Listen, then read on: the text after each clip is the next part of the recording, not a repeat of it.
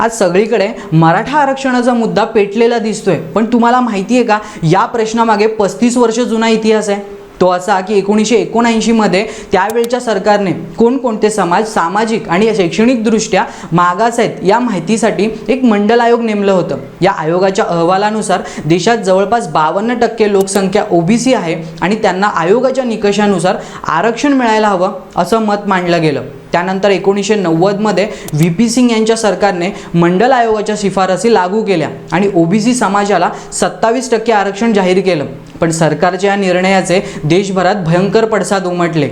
आंदोलने, जाळपोळ, आत्मदहने झाली आणि म्हणूनच सरकारच्या निर्णयाविरोधात दिल्लीतील समाजसेविका आणि पत्रकार इंदिरा साहनी यांनी सर्वोच्च न्यायालयात याचिका दाखल केली आणि मग सुरू झाला भारताच्या इतिहासातील सर्वात मोठा खटला, इंदिरा साहनी विरुद्ध भारत सरकार। इंदिरा साहनी यांनी थेट प्रश्न उभा केला की मागास समाजाला आरक्षण आवश्यक आहेच, पण सरकार 50% पेक्षा जास्त आरक्षण देऊ शकतं का?